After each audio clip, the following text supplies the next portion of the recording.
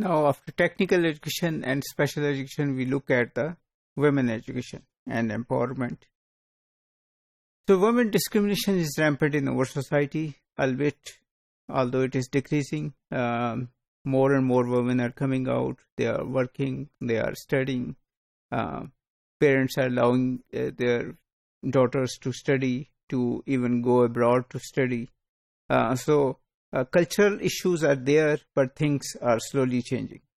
But most, as far as government is concerned, it has only not paid much attention to girl education. So the rhetoric is there, the promises are there, but the promises lack political will. So these promises have not been fulfilled in the last 20-30 years.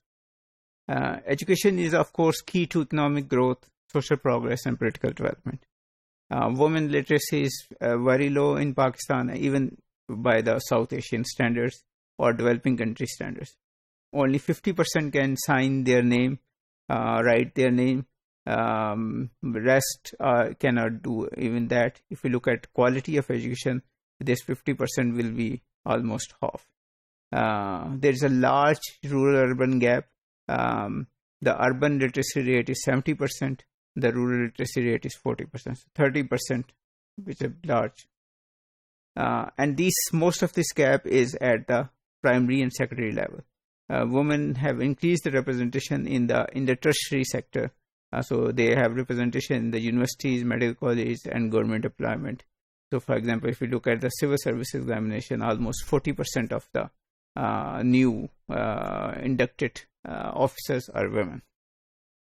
This graph shows the different literacy rates of different provinces, Pakistan, as well as provinces from the latest economic survey.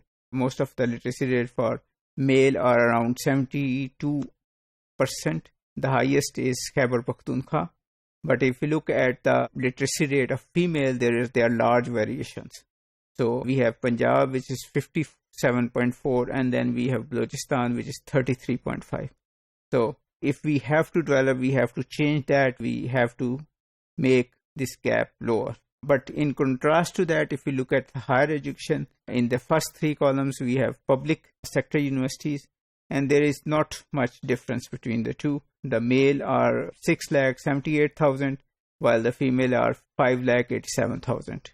But at the private level, which is the next three columns, there is large difference because parents or guardians are not ready to spend money on girl education. So this is the situation at the higher education level. So things are improving, and we can see it from the annual status education report by which is ACER. If you look at their report in 2018, it's based on a large survey, and it tells us that out of the 17%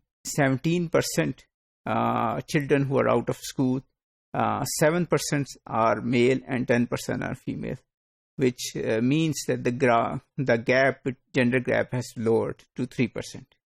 If we look at the percentage of mothers having completed primary education, it has gone up by 3%. So it was 30% in 2016, and now it's 33%.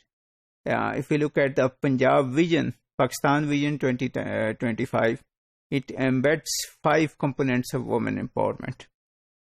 So these are right to determine their choices, activities that promote women's self-worth, access to opportunities and resources, right and power to control their lives both within and outside their home, and ability to influence social change. There are many legislative developments in the last 10-12 years which have helped decrease the discrimination, the legal discrimination against women, and help women empower. So there is the Pakistan Sexual Harassment Act 2010, then there is the Acid Control Act, then the Women Distress and Detention Fund, then National Commission of Status of Women Act 2012, then Elimination of Custom of Ghag, then Domestic Violence Law in all the 4 provinces, and then of course in 2016 we have the anti-honor killing and anti-rape laws. So things are improving, women are educating, laws are getting better, but empowerment is still a distinct dream.